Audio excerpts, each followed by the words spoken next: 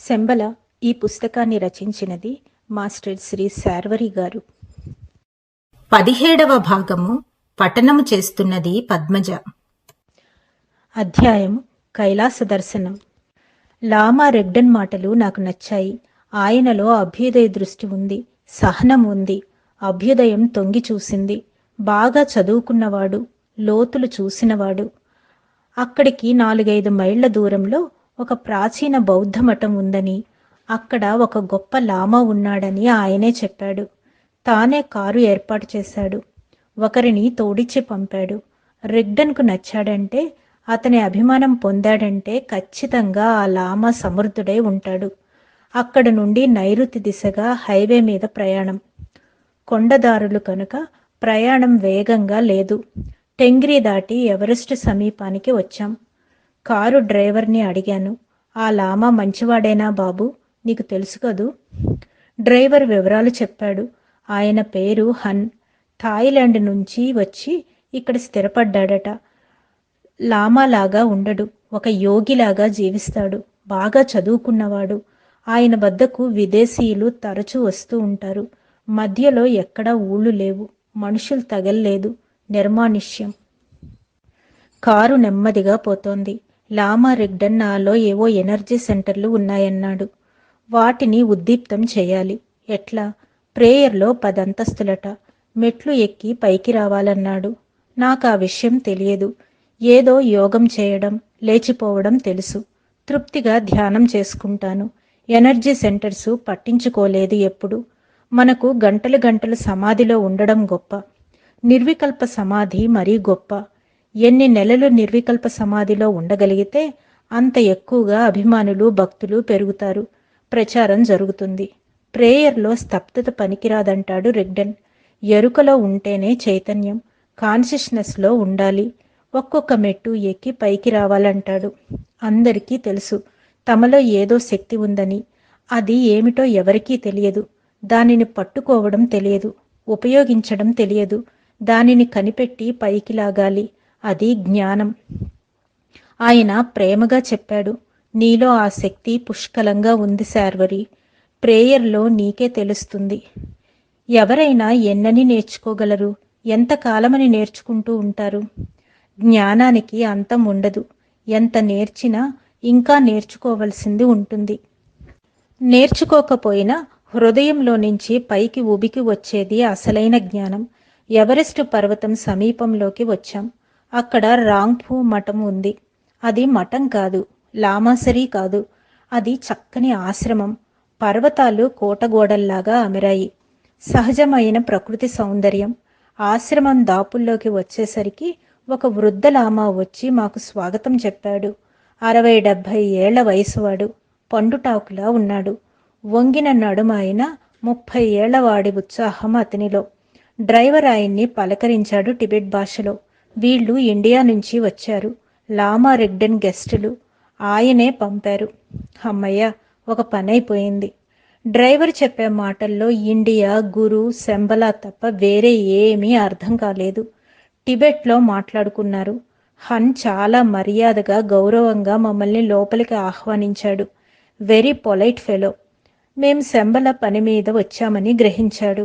గదిలో China butter tea తాగిన తరువాత కబుర్లు మొదలుపెట్టాడు. టైం వృధా చేయకుండా తానే విషయానికి వచ్చాడు.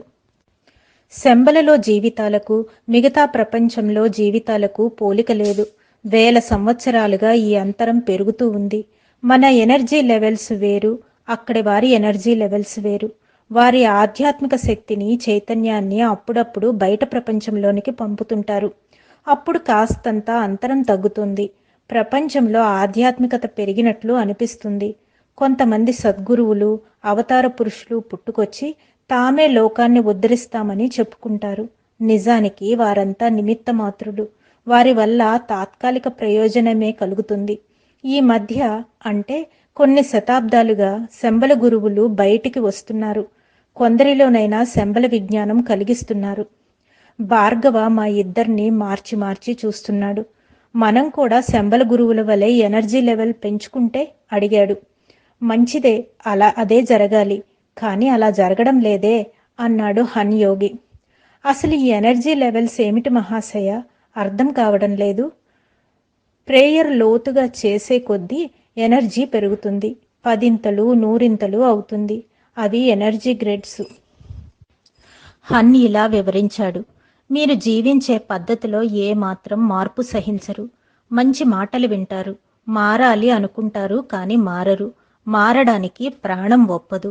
ఏదో బ్రతకడం తప్ప ఆధ్యాత్మికంగా జీవించాలని, ఆదర్శంగా జీవించాలని అనుకోరు. ప్రయత్నించరు. బ్రతకడం వేరు, జీవించడం వేరు. నిజమే, హన్ చెప్పింది అక్షర సత్యం. లేచి నా దగ్గరగా వచ్చి ఆపాదమస్తకం గమనించసాగాడు. ఏమిటి మహాత్మా, నన్ను కొలుస్తున్నారు అని అడిగాను. నీ ఎనర్జీ లెవెల్స్ చూస్తున్నాను. ఎనర్జీ లెవెల్స్ కొలిసే కొలబద్దలున్నాయా మహాత్మా? ఉన్నాయి. నా చూపులే ధర్మకాట. నీ నడక, నువ్వు కూర్చునే పద్ధతి, నీ మాట తీరు అన్నీ నీ గురించి చెబుతాయి. నాట్ బ్యాడ్, పర్వాలేదు. నీ ఎనర్జీ లెవెల్ బాగుంది. కాస్త కష్టపడితే పనికొస్తావు అన్నాడు. ఈ మెలిక ఏమిటి? ఇన్నాళ్ళు చేసిన యోగం నిరుపయోగమైనట్లా? నాకొచ్చిన కీర్తి ప్రచారం ఉత్తివేనా? ఎవరి పద్ధతి వారికి గొప్ప. యోగా లైన్లో వారికి వారే ఒక మహాగురువు హన్ అన్నాడు. నీ ఎనర్జీ సరిగా పైకి రావడం లేదనిపిస్తోంది. ఏవో చిన్న చిన్న హర్డిల్స్ ఉన్నాయి మిత్రమా. నాకు ఒళ్ళు మండుతోంది. ఎంతైనా నేను ఒక గురువునే కదా. నీవు ఒంటరిగా ఉంటే నీ ఎనర్జీ లెవెల్ బాగుంటుంది. ఎవరైనా వస్తే అది డిస్టర్బ్ అవుతుంది. అంటే నీలో ఎనర్జీ స్టెబిలైజ్ కావడం లేదు. అంటే వారి ప్రభావం నీ పైన పడి నిన్ను కలత పెడుతోంది. అవునా? అదే కదా చరిష్మా అంటే.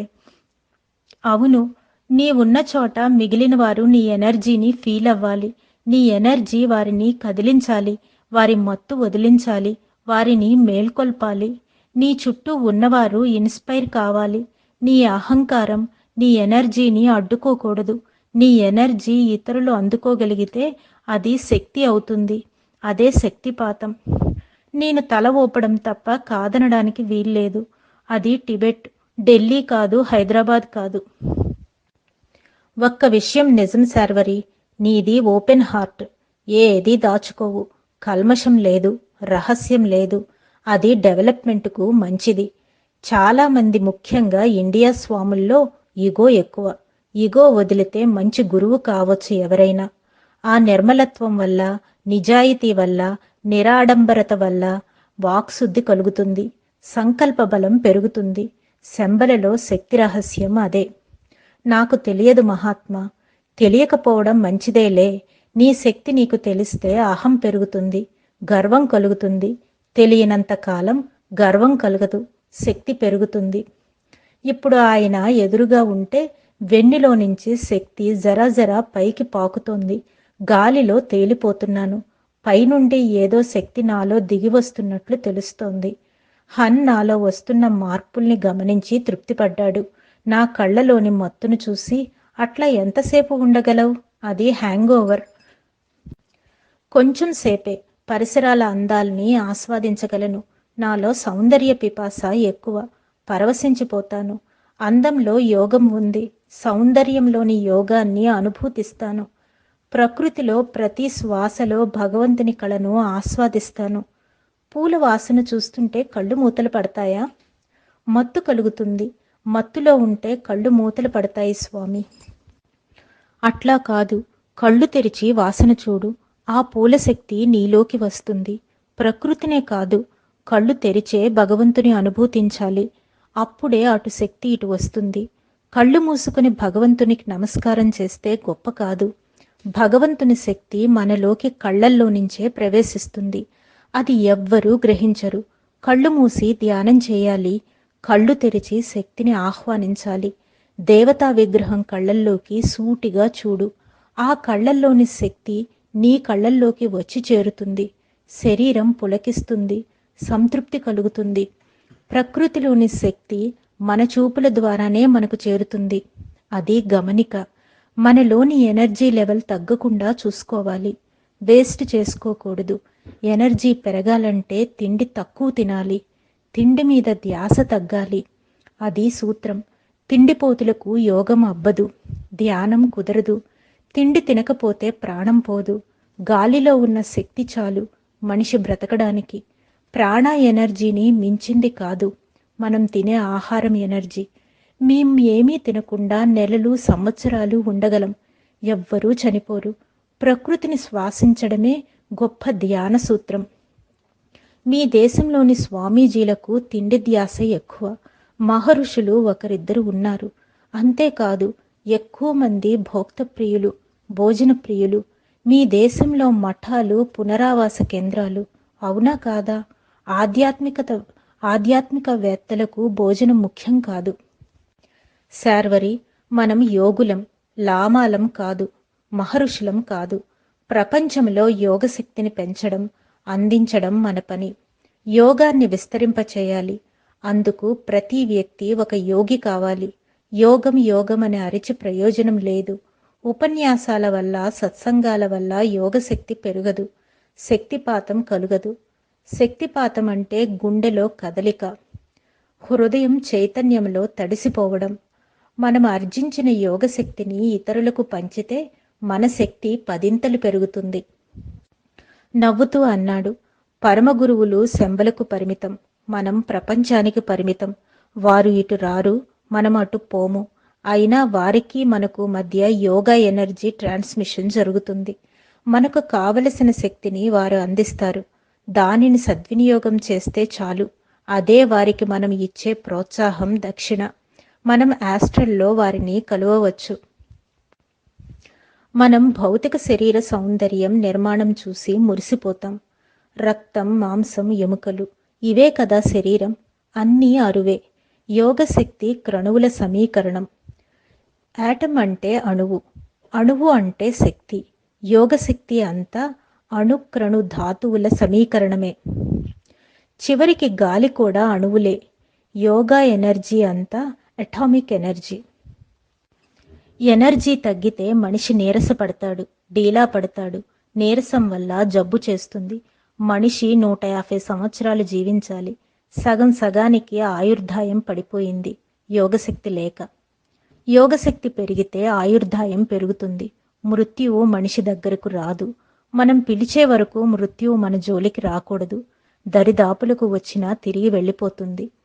శంబలలో జీవన ప్రమాణం మనం అంచనా వేయలేం. అక్కడ ఆయుర్దాయ నియతి లేదు. సో వెళ్ళి రెస్ట్ తీసుకోండి, మంచి కలగనండి. కలగనడం ఏంటి మహాత్మా? రమ్మంటే కళ్ళు వస్తాయా? రెస్ట్ అంటే యోగ నిద్ర. నిద్రపోతూ యోగం చేయండి, మంచి కలలు వస్తాయి. కలల్లో శక్తి పెరుగుతుంది. మనం శక్తిని ఉపయోగించాలంటే ప్రేయర్ అవసరం. ధ్యానం వల్ల ప్రేయర్ కుదురుతుంది. ప్రేయర్ వల్ల ఆధ్యాత్మిక శక్తి పెరుగుతుంది. మనలో ఉన్న చెడులు పోవాలంటే ప్రేయర్ అవసరం. ధ్యానం వల్ల మనిషికి దైవాంశ కలుగుతుంది, దివ్య వచ్చస్సు కలుగుతుంది. మనం ఎంత తపస్సు చేసినా పరమగురువుల గుర్తింపు పొందలేము. ప్రేయర్ వల్ల గుర్తింపు లభిస్తుంది.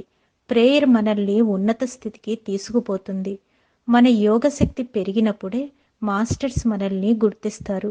మనలో మాస్టర్స్ స్పృహ ఉండాలి. ఒక లక్ష్యంతో యోగం చేయాలి తప్ప మోక్షం కోసం తపస్సు చేయకూడదు. స్వర్గం కోసం, సుఖాల కోసం తపస్సు చేసే రోజులు పోయాయి. విశ్వమానవ వికాసం మన లక్ష్యం. అదే పరమార్థం. అదే బుద్ధదేవుని ఆశ్వాసం. ఈ భాగాన్ని ఇక్కడితో ముగిస్తున్నాను. వచ్చే భాగంలో మళ్ళీ కలుద్దాం. అంతవరకు సెలవు. ధన్యవాదాలు.